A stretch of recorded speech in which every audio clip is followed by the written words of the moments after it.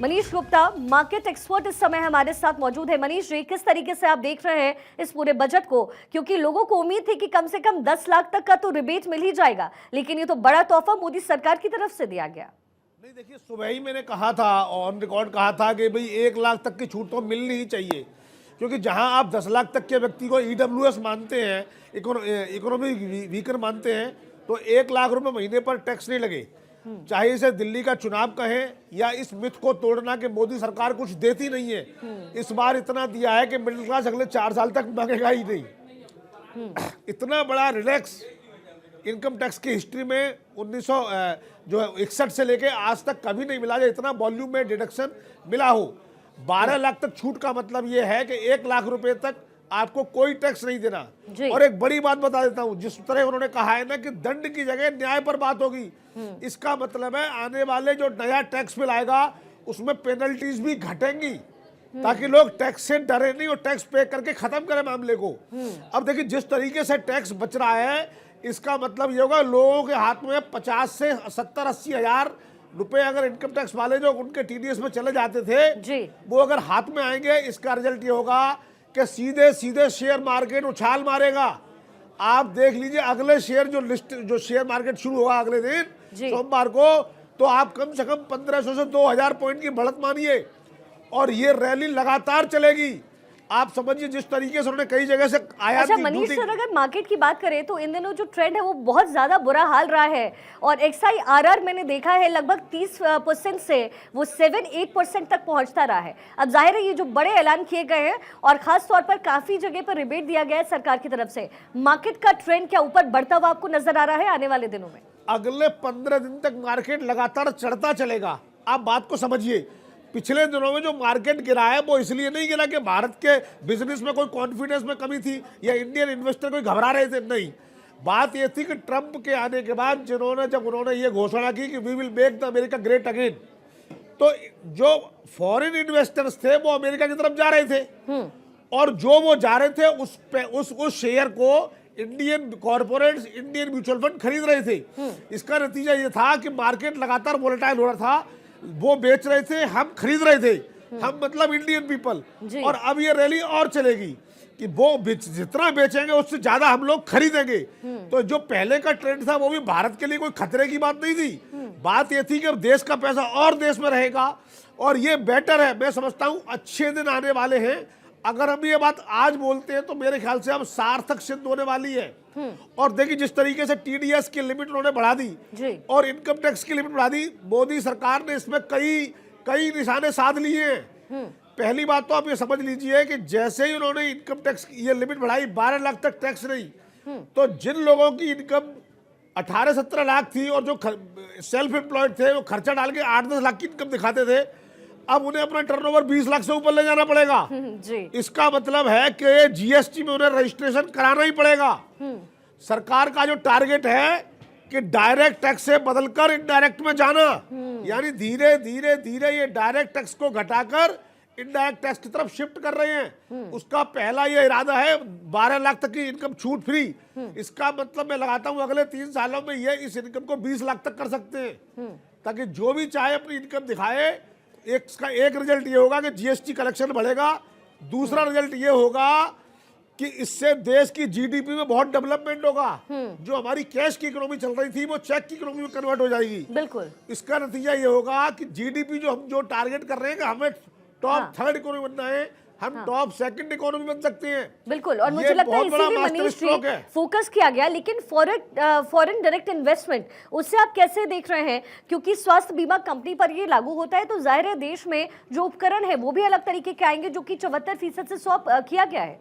देखिए, मोदी सरकार ने क्या शिफ्ट किया, जो इन्वेस्टर आके शेयर खरीद रहे थे वो डायरेक्टली देश की प्रगति में कंट्रीब्यूट नहीं कर रहे थे।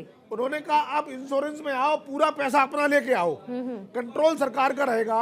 मीनिंग देयर भाई कि वो विदेशी लोगों से कह रहे हैं पूरा पैसा अपना लगाओ, व्यापार करो, यहाँ पे बिजनेस दो, है ना। तो इससे ओवरऑल देश के डेवलपमेंट में फायदा है। तो मोदी सरकार का जो ये कदम है, ये सिर्फ मिडिल क्लास को फायदा देने का नहीं है, इसके पीछे बहुत सारे डायनामिक्स है, जिसमें से एक डायनामिक्स ये है कि भारत का औद्योगिक बिजनेस भारत का इंडस्ट्रियल डेवलपमेंट आगे बढ़े, ग्रो करे, जो अल्टीमेटली जीडीपी की ग्रोथ में कंट्रीब्यूट करेगा। और मनीष सर, टीसीएस को आप जो इसमें रिबेट दिया गया, इसको कैसे आप देख रहे हैं? क्योंकि विदेशों से आजकल जो उच्च शिक्षा के लिए लोग विदेश जाते हैं, कहीं ना कहीं उनको इससे प्रॉफिट होगा। देखिए, आज से कुछ साल पहले टीसीएस पर टीडीएस लगाया गया था, वो इस टारगेट के साथ लगाया गया था, लोग रिटर्न नहीं भरते हैं। तो जब टीडीएस काट लेंगे तो हमें रिटर्न अपने आप भरना पड़ेगा, क्योंकि जो पैसा कट गया है वो वापस लें। तो सरकार ने ये देखा, इस वजह से रिटर्न में कितना इंक्रीमेंट हुआ, तो 100-200 रिटर्न बढ़ी, जो टैक्स काटा वो टैक्स उन्होंने अल्टीमेटली रिफंड ले लिया। तो सरकार को फायदा कुछ नहीं हुआ, और इमेज ये आई कि इनकम टैक्स भारत का खतरनाक है, इनकम टैक्स भारत का खराब है, टफ है। सरकार उस विजन को चेंज कर रही है, धीरे धीरे उसमें रिलैक्स कर रही है। वापस बोलता हूं, निर्मला जी ने कहा था दंड की जगह न्याय, दंड की जगह न्याय अगर है, इसका मतलब है कि चीजों को धीरे धीरे रिलैक्स करेंगे। और जैसा कि अमेरिकन एक इकोनॉमिस्ट होते थे आर्थर लाफर, उन्होंने कहा था कि देश में जितना टैक्स का रेट कम होगा, टैक्स का रेवेन्यू कलेक्शन उतना ज्यादा होगा।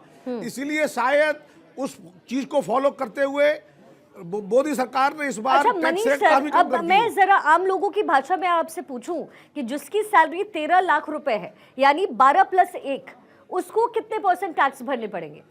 क्योंकि मैं चाहती हूँ जो आम लोग, जो आम दर्शक इस समय बैठे हैं, वो भी इस भाषा को समझे।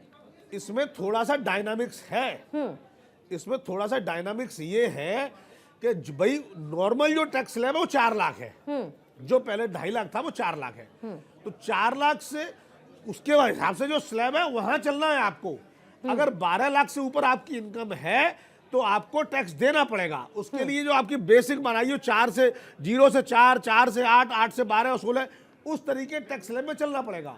तो वहां टैक्स लगेगा। तो आपको 12 लाख से ऊपर वालों को उतना लाभ नहीं है, लेकिन फिर भी 12 से 16 नहीं सर, तो 12 लाख मान लीजिए 13 लाख किसी की सैलरी है, तो क्या उसको पूरा 15% देना पड़ेगा, या वो 1 लाख में वो 15% लगेगा? मैं ये क्लियर करना चाह रही हूँ। नहीं, देखिए, उसको पूरा स्लैब चेक करिए आप।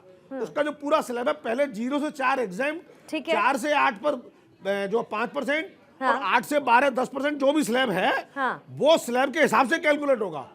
उसको 12 लाख की पूरी एग्जामेशन नहीं मिलेगी। अच्छा। अभी वर्तमान में भी जो नई टैक्स रिजीम है उसमें भी यही गेम चल रहा था। आपकी ऐसे तो इनकम 7 लाख तक टैक्स फ्री है, लेकिन अगर आपकी इनकम 9 लाख रुपए है तो आपको 7 लाख तक का एग्जामेशन का लाभ नहीं मिलेगा। वो आपकी 2.5 लाख है, उसके बाद पूरा स्लैब वाइज कैलकुलेशन होगा। तो जिसकी इनकम 12 लाख से थोड़ी सी ज्यादा है, उसका स्लैब से ही कैलकुलेशन होगा।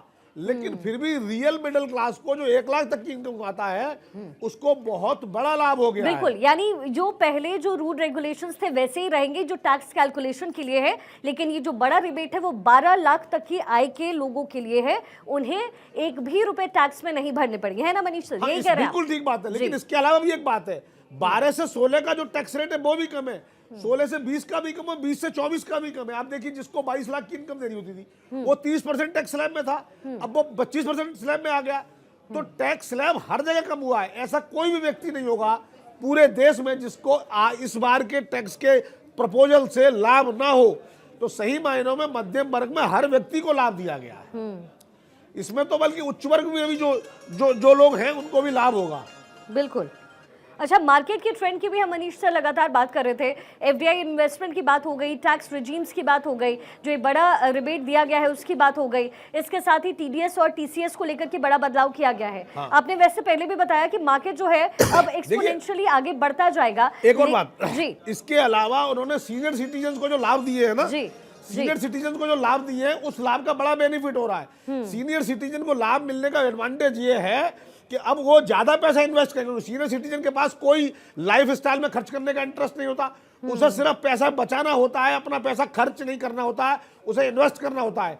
तो सीनियर सिटीजन को जो बेनिफिट है, और उन्होंने कहते 4 साल तक आपने कोई रिटर्न ना भरियो, उनकी रिटर्न ही भर दो, यानी पैसा वाइट कर लो भाई, अब आपको मौका है। अच्छा मनीष सर, मैं एक बड़ा दिलचस्प आंकड़ा पढ़ रही हूँ उस समय, इनकम टैक्स डेटा है, ये एनुअल ईयर 2021 का बता रहा है। कहा है इसमें कि about 5 to 6% of tax payers reported an annual income of 10 lakh और मोर, यानी कि सिर्फ 5 से 6% लोग ऐसे हैं जिनकी जो सैलरी है वो 10 लाख या फिर उससे अधिक है। ये डेटा है 20 से 21 का। तो जाहिर है the rest of the people जो लगभग 94 और या फिर आप कह सकते हैं कि अगर इस डेटा में चेंजेस भी आए हैं देखिए, तो सैलरी- लगभग 90% लोग हैं जिनको इससे फायदा मिल रहा है। बिल्कुल ठीक कहा आपने। और एक और बात है, सैलरीज में कुछ लोग ना ब्लैक मनी भी कैश में सैलरी एम्प्लॉयर से ले लिया करते थे। अब उन्हें लगेगा अगर मैं थोड़ा सा पैसा देके अगर नंबर 1 में सैलरी ले लूं तो मैं क्यों ब्लैक मनी क्रिएट करूंगा। तो ऐसे करके ये इस तरह के प्रपोजल ब्लैक मनी को कर्व करते हैं। तो ये मैं समझता हूं ये ना केवल रेवेन्यू के लिए नहीं, और benefit है, वाकई मनीष सर, देश ये के अपने लिए आप में benefit है। बहुत बड़ी बात है कि अगर 90% जनता देश की उन्हें अगर इस टैक्स स्लैब के बदलाव से प्रॉफिट हो रहा है तो ये वाकई देश को बड़ा बहुत ज्यादा आगे बढ़ाने वाली बात है।